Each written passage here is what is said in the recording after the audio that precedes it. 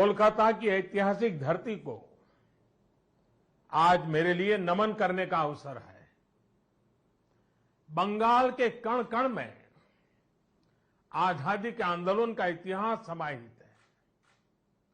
जिस धरती से वंदे मातरम का जयघोष हुआ, वहां अभी वंदे भारत ट्रेन को हरी झंडी दिखाई गई। आज 30 दिसंबर की तारीख का भी इतिहास में अपना बहुत महत्व है।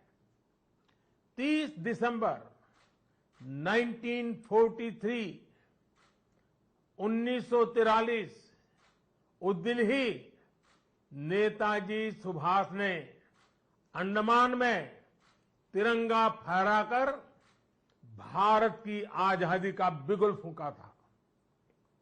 इस घटना के 75 वर्ष होने पर साल 2018 में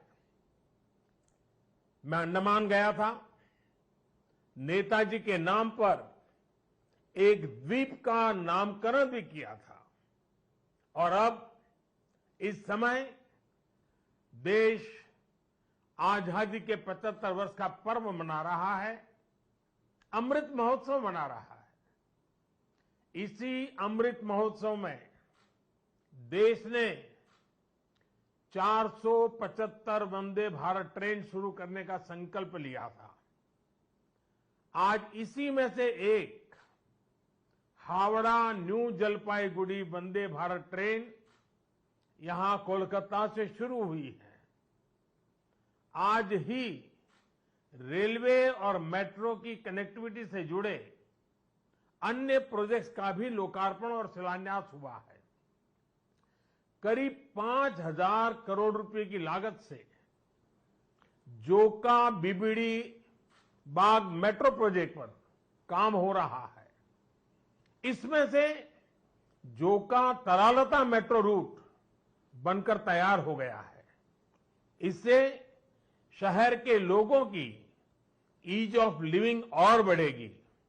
साथियों, कुछ देर बाद ही मुझे गंगा जी की स्वच्छता और पीने के पानी से जुड़ी अनेक परियोजनाएं पश्चिम बंगाल को सौंपने का अवसर मिलेगा। नमामि गंगे मिशन के तहत पश्चिम बंगाल में सीवरेज के 25 से ज्यादा प्रोजेक्ट्स को मंजूरी दी गई है। इनमें से 11 प्रोजेक्ट पहले ही पूरे हो चुके हैं और 7 प्रोजेक्ट आज पूरे हो रहे हैं। आज 1,500 करोड़ की लागत से 5 नई परियोजनाओं पर काम भी शुरू हो रहा है। इसमें जो प्रमुख है वो है आदि गंगा नदी का पुनरुद्धार। मुझे बताया गया है कि अभी आदि गंगा नदी की स्थिति दुर्भाग्य से बहुत खराब है।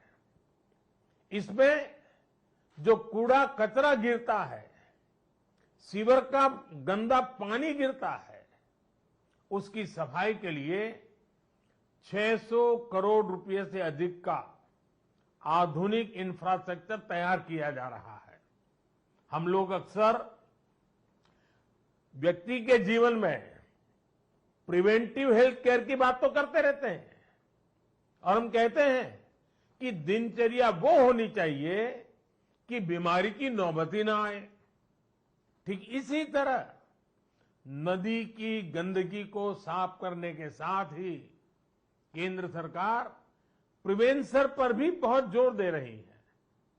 और इस प्रिवेंशन का सबसे बड़ा और आधुनिक तरीका है ज्यादा से ज्यादा आधुनिक सीवेज ट्रीटमेंट प्लांट।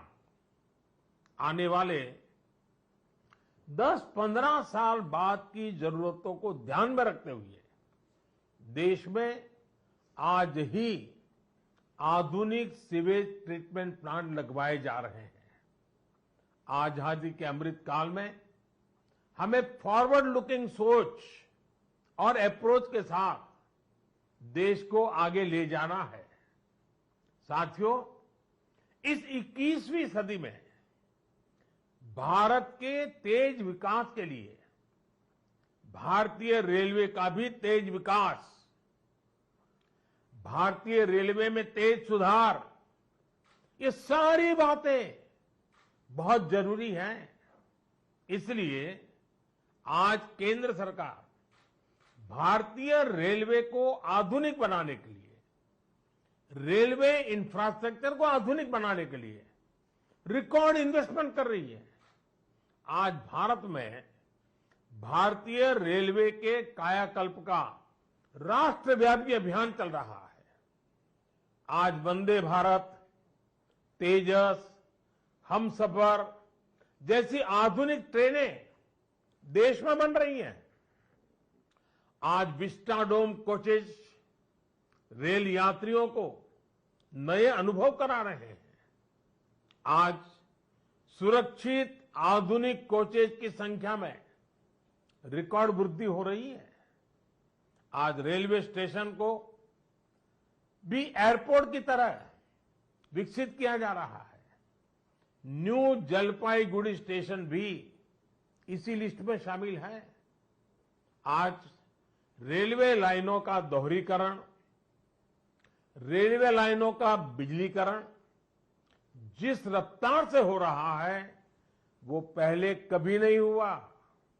देश में जो ईस्टर्न और वेस्टर्न डेडिकेटेड फ्रेट कॉरिडोर बन रहे हैं वो लॉजिस्टिक्स सेक्टर में क्रांतिकारी बदलाव लाने वाले हैं।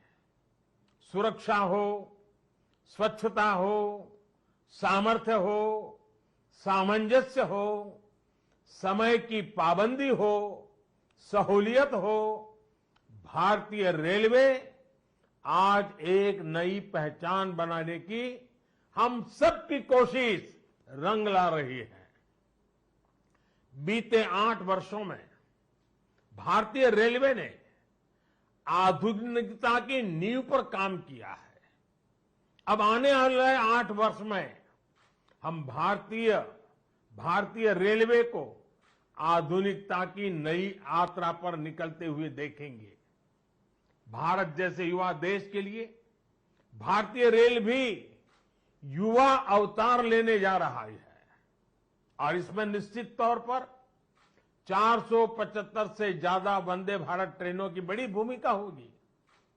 साथियों, आजादी के बाद के 7 दशकों में 20,000 रूट किलोमीटर रेल लाइन का बिजलीकरण हुआ। वहीं 2014 में हमारी सरकार बनने के बाद बीते 7-8 वर्षों में ही 32,000 रूट किलोमीटर से ज्यादा रेल लाइन का बिजलीकरण हो चुका है। ये है देश के काम करने की रफ्तार, रेलवे के आधुनिकीकरण की रफ्तार। और इस रफ्तार को तेज करने के लिए अब भारत में दुनिया के सबसे शक्तिशाली बिजली के रेल इंजनों का भी तेजी से निर्माण हो रहा है। साथियों, आज के भारत की स्पीड और स्केल का एक और प्रमाण हमारा मेट्रो रेल सिस्टम है। कोलकाता के लोग जानते हैं कि दशकों से मेट्रो रेल पब्लिक ट्रांसपोर्ट का कितना बेहतरीन माध्यम रही है। 2014 से पहले तक देश में कुल मेट्रो नेटवर्क 250 किलोमीटर से भी कम था और इसमें भी सबसे बड़ी हिस्सेदारी दिल्ली एनसीआर की ही थी। केंद्र सरकार ने इस स्थिति को भी बदलता हुआ है, उसको बदलने का पूरा प्रयास किया है और बहुत तेजी से बदला है। बीते 8 वर्षों में हमने मेट्रो का 2 दर्जन से अधिक शहरों तक विस्तार किया है। आज देश के अलग अलग शहरों में लगभग 800 किलोमीटर ट्रैक पर मेट्रो चल रही है। 1000 किलोमीटर के नए मेट्रो रूट पर तेजी से काम चल रहा है। जोका बीबीडी मार्ग मेट्रो परियोजना इसी संकल्प का हिस्सा है।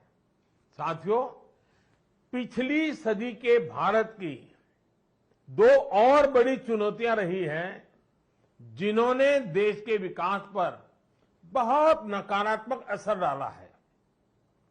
एक चुनौती रही इंफ्रास्ट्रक्चर के कार्यों में विभिन्न एजेंसियों में तालमेल की कमी और दूसरी चुनौती रही ट्रांसपोर्ट के विभिन्न साधनों में भी आपसी तालमेल का जीरो होना।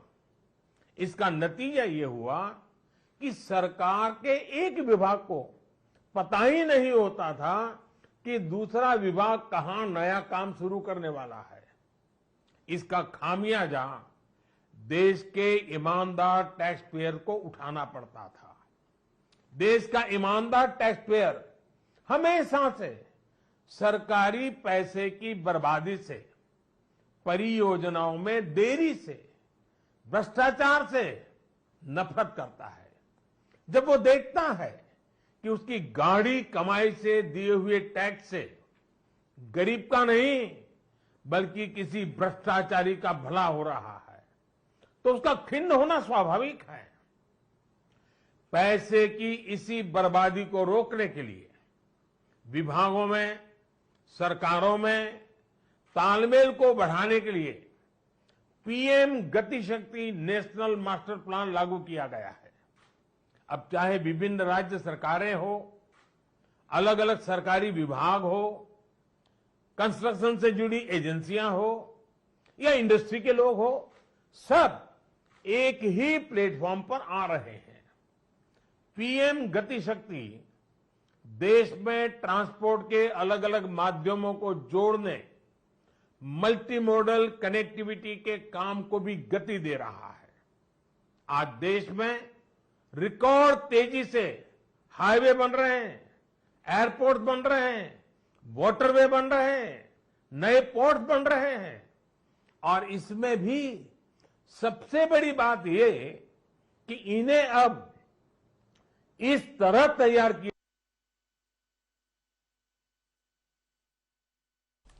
तो प्रधानमंत्री नरेंद्र मोदी को आप सुन रहे हैं और गंगा पर मंथन कार्यक्रम को लेकर तरीके से रेलवे स्टेशनों से कनेक्ट हो, रेलवे स्टेशन एयरपोर्ट से कनेक्टिविटी हो, लोगों को ट्रांसपोर्टेशन के दौरान सीमलेस कनेक्टिविटी भी मिले। साथियों, 21वीं सदी में तेजी से आगे बढ़ने के लिए हमें देश के सामर्थ्य का सही इस्तेमाल करना होगा।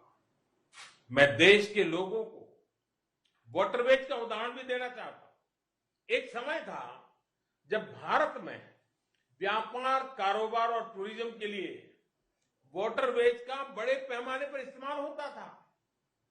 इसलिए कितने ही शहर नदियों के किनारे बसे, नदियों के किनारे इतना औद्योगिक विकास हुआ, लेकिन इस सामर्थ्य को पहले सैकड़ों वर्षों की गुलामी और फिर आजादी के बाद की सरकारी उदासीनता ने तबाह कर दिया। अब भारत अपनी इस जल शक्ति को बढ़ाने पर काम कर रहा है। देश में 100 से ज्यादा वाटरवेज और विकसित किए जा रहे हैं। भारत की नदियों में आधुनिक क्रूज चले, व्यापार भी हो, टूरिज्म भी हो, इस दिशा में हम तेजी से आगे बढ़ रहे हैं। केंद्र सरकार ने बांग्लादेश सरकार के सहयोग से गंगा और ब्रह्मपुत्र नदियों के बीच वाटरवे लिंक स्थापित करने पर भी काम किया है। मैं आज देश के लोगों को इससे जुड़ी भी एक जानकारी देना चाहता हूं।